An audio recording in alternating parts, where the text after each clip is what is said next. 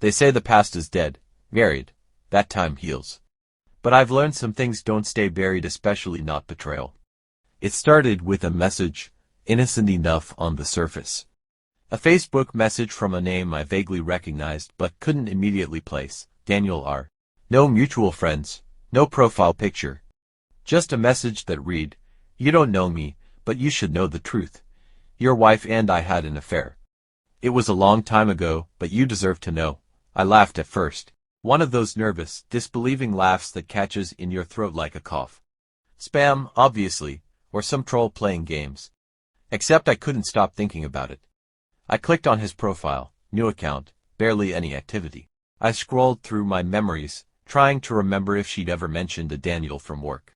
She hadn't, but I knew the company name. I remembered it clearly because back then 10 years ago she was miserable in that job. Long hours, stress, nights coming home late with a sigh and a kiss on the cheek. I'd rub her shoulders, tell her to quit. She always said we needed the money. Turns out, she needed him. I sat with that message for 2 days, stared at it. Read it until the words stopped making sense. Then I asked her. We were in the kitchen, Saturday morning. Our son was playing with Legos on the rug in the living room. She was making pancakes. I didn't plan it. I just asked, "Who's Daniel?" Her hands froze mid-pour, batter halfway into the pan. She turned slowly. Her face, God, I'll never forget the look that passed over it. A flicker, panic, recognition, guilt, then calm. "Daniel who?" she asked, too casually, too quickly. I showed her the message. She stared at the screen like it might burst into flames. And then, after a pause that felt like the earth had stopped spinning, she said, "We were stupid. It was a long time ago," just like that, no denial, no lies. The truth spilled out of her like she'd been waiting for someone to ask. 2 years. 2 goddamn years she'd been with him while I was lying next to her every night. While we were trying to get pregnant. While I was planning anniversaries, cooking dinners, working late shifts just to keep things together. She cried, of course, said it was over. That it had been over for a decade. That he ended it because he wanted to fix things with his wife, and she respected that. I asked her if she loved him. No, she said, too quickly. Then, maybe, I don't know. It wasn't real, it was never real, but it had lasted 2 years. That's more than a mistake, that's a life. A second life running parallel to mine, a life I never got to live. Our son walked in then, holding a red Lego brick in his hand. "Daddy, look," he said, holding it up like it was a trophy. "I built a spaceship," I smiled. I told him it was amazing. I told him I was proud, then I looked at her. And I didn't even recognize the woman standing there. That night, I didn't sleep.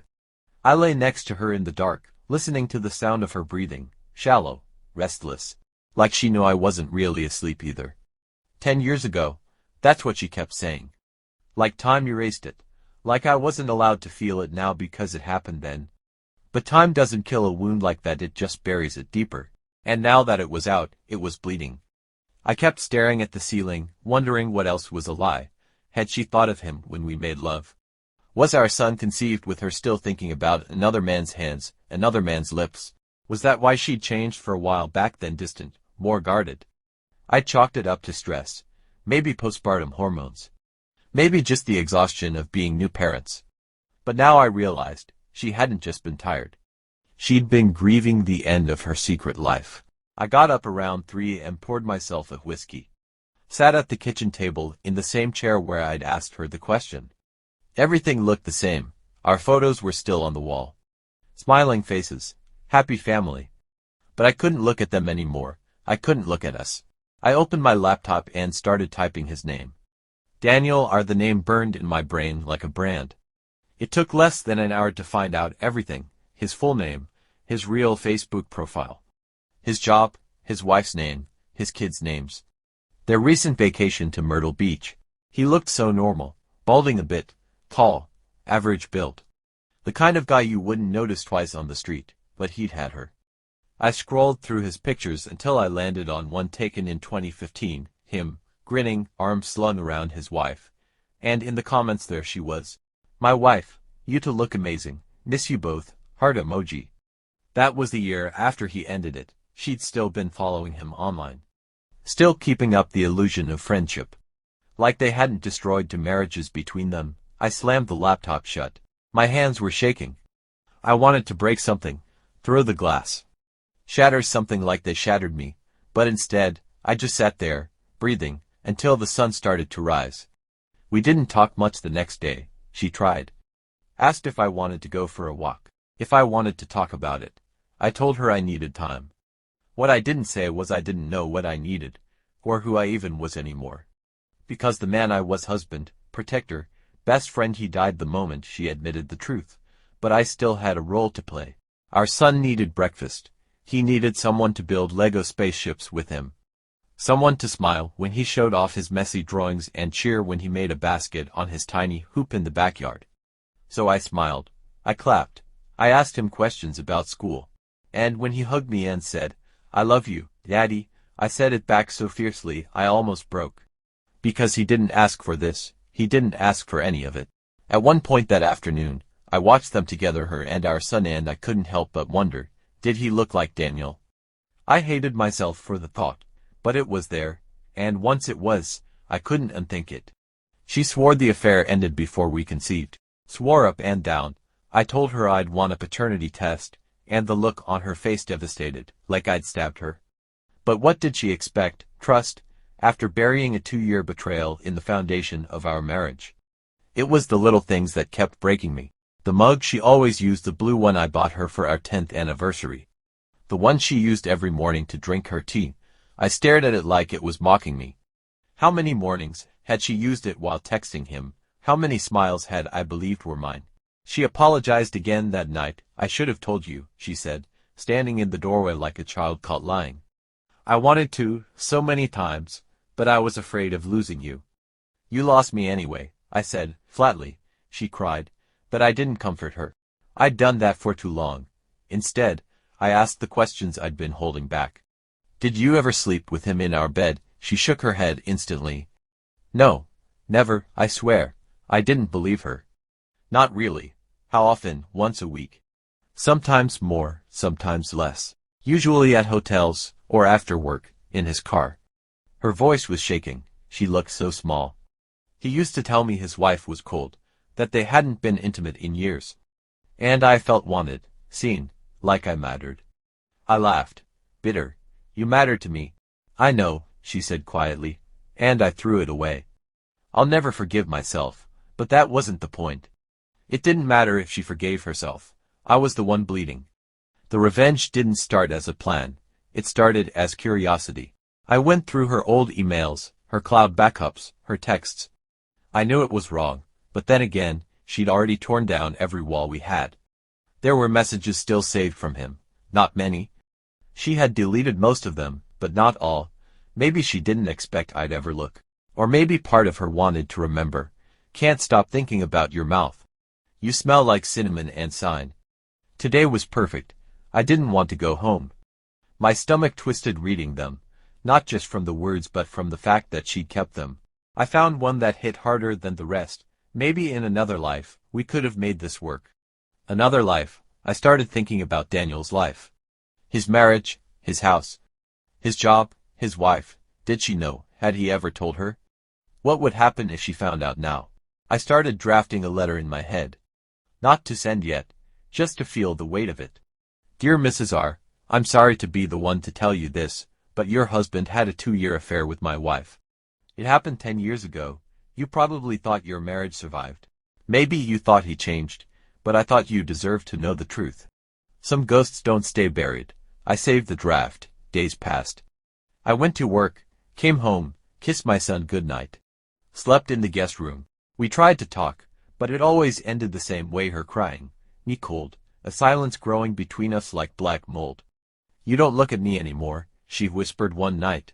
"Because I don't see you," I said. She asked if I was going to leave. I didn't answer. I thought about it every day, but every time I saw my son's face, I felt chained, anchored. I didn't want to destroy his world. He adored his mother. He didn't need to know what she'd done. Not yet. Maybe not ever. But I needed something. I needed control. A way to bleed the poison out, so I created a new email, anonymous. I searched for Daniel's wife's info. Took me 2 hours, And I sent the letter, short, cold, precise, no return address. No signature, just the truth. He called me a week later, not his wife, him. I let it go to voicemail the first 3 times, but on the 4th, I picked up. His voice was tight, angry. What the hell is wrong with you? I didn't respond. You had no right. It's been a decade, man. She had a right to know, I said. Calm, controlled, just like I did. He was quiet for a beat. You've ruined everything. No, I said. You did, 10 years ago. He sighed, the bravado crumbling. My wife's leaving me. Good. She's taking the kids. Even better. Do you feel better now? He asked. I thought about it. Thought about the ache in my chest, the sleepless nights, the rage I'd buried under a smile for my son's sake. No, I said. But now we're even. I hung up. After I hung up on Daniel, I sat in the garage for an hour, just staring. I wasn't shaking. I wasn't yelling. I felt nothing. That scared me more than the rage. I used to be the kind of man who forgave too easily, who gave benefit of the doubt, who told himself that love was stronger than mistakes. Now I was someone who sent anonymous emails to destroy another man's family. Was I justified? Maybe, but justification doesn't change what it makes you. She came out to the garage around 9. Where were you? I needed air. She nodded. I can't fix what I broke, but I want to try. For us. For him. She meant our son. And that's the only reason I didn't tell her what I'd done. Not yet. I wasn't ready for her to see the version of me that had started to grow in the shadows. She started trying harder, cooking dinners, sitting beside me on the couch, waiting for me to talk, leaving handwritten notes in my lunch. I read them. I said thank you, but I didn't smile. I couldn't, because I didn't know if I was going to stay. I looked at her and saw him. I looked at her and saw me, 15 years ago, buying her favorite chocolates and driving across town in traffic just to bring her soup when she was sick. I wondered if Daniel ever did that, and then I wondered if she'd ever thanked him the way she used to thank me. I told myself it didn't matter, but it did. I was losing myself in the silence between us, so I started going to the gym again, alone, long hours. Late nights. I needed somewhere to put the weight I was carrying. One night, I found myself at the bar down the street. I didn't drink much, but I needed to not be home. A woman sat down next to me, mid-30s, sharp eyes. Pretty in a clean, confident way. We talked. About music, work, kids. She was divorced. Said her husband cheated. I almost laughed. She asked about me, and I told her the truth. 15 years married, 10 of them a lie. She looked at me with something like understanding. When she touched my arm, I didn't pull away. But I didn't go home with her either. That was the night I realized revenge doesn't always look like fire. Sometimes it looks like temptation, a choice, and I chose not to become the man who broke my son's world from the other side. A few nights later, we sat on the porch after dinner, just her and me. The kid was asleep. Crickets in the yard. A soft breeze. I know you hate me, she said. I don't, I answered. She blinked. You should. I looked at her, really looked at her. She looked tired, older, worn, but not from guilt. From trying to hold us together. You're the mother of my son. I'll never hate you, I said. But I don't know if I can ever trust you again. I don't expect you to. We sat in silence. Then I said, I emailed him. His wife, her breath hitched. Oh my God, she deserved to know. She nodded slowly, tears starting to fall. Yeah, she did. That surprised me. The way she didn't defend him, didn't even try. Maybe that's when I saw the real regret. Not performative, not strategic, just broken. Do you still love him? I asked, needing to know. No, she said instantly. I loved the attention. I loved how it felt to be wanted again. But not him, never him. It didn't fix anything. But it didn't hurt to hear. It was a Saturday in May when we got the invitation. Daniel's wife was hosting a fundraiser for a local children's literacy nonprofit. She was on the board. My wife opened the envelope in the kitchen. She read the card, then looked at me with wide, nervous eyes. She invited us. I stared at her. Seriously, she nodded. It's either a trap or I don't know. A statement. Did you respond? I haven't yet. I picked up the invitation. Read it again. And I made the decision that surprised even me. Let's go. She blinked. What? We're not hiding. Is this about revenge? I didn't answer. We arrived at the event a little after 7. She wore the blue dress I used to love. I wore the charcoal suit she bought me for our anniversary 2 years ago. The same year, I now realized, I'd been the only one celebrating us. The hall was bright, classy, polished. We stepped in, smiled politely, mingled. I recognized Daniel almost immediately.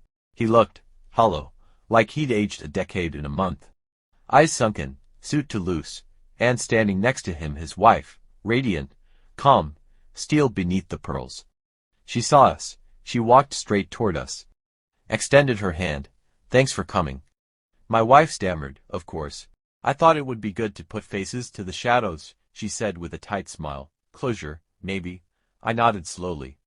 Appreciate the invitation. She leaned in, dropped her voice. Don't mistake grace for forgiveness. Then she turned and walked away. My wife looked at me, pale. I want to go. No, I said. Not yet. Near the end of the night, I found Daniel alone on the balcony, drink in hand. I walked up beside him, silent. He didn't look at me. Just said, was it worth it? I tilted my head. For you or me? For either of us. I didn't answer. He didn't deserve one. You know, he said quietly, she told me once she picked me because I reminded her of how you used to be. That hit harder than anything else he could have said. I stepped closer, and now she sees the man you became. I hope that keeps you up at night. He turned to me. What do you want, man? What's the end game? I smiled. Cold. Sharp. I want you to know that the life you thought you rebuilt, I cracked it wide open with one email. I walked away then, left him staring into the dark. On the drive home, she reached for my hand. I let her take it. We didn't speak until we were back in the house. I don't think I can ever make this right, she said. I'll spend the rest of my life trying, but I know I broke something I can't fix. I looked at her. The woman who betrayed me, the mother of my son, the partner I built a life with. You did, I said. She nodded, tears slipping down her cheeks. But, I said, maybe we build something new. On truth this time. Do you want to? I thought about the other woman at the bar. About Daniel. About the darkness in me that had grown these past few months. I thought about my son, his laugh, his drawings, the way he says goodnight like it's sacred. And I realized, I didn't want to be the kind of man who burns down the house just to watch someone else suffer. I'm still here, I said. Let's see what that means. Weeks passed. She started therapy. I joined her after a few sessions. It wasn't easy. Every conversation in that office felt like tearing off old scabs, poking at wounds I barely wanted to admit existed. But we were trying. We had dinner as a family.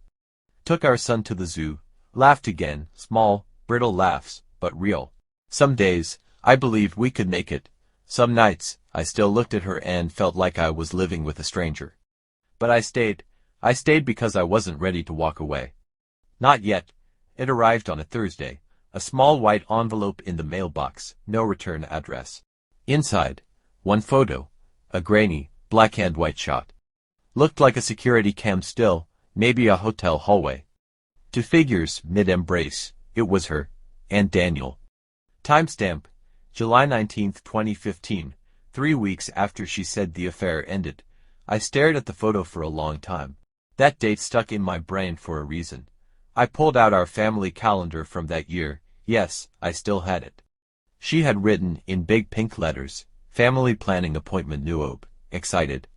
The day before the photo was taken, I did the math. Our son was conceived exactly 12 days later. I didn't tell her about the photo, not yet. I made an appointment, quietly, ordered the DNA kit. Sent it off, waited. Every moment around my son felt like a lie. Every I love you, Daddy hit like a hammer to the chest. When the results came, I didn't open them right away.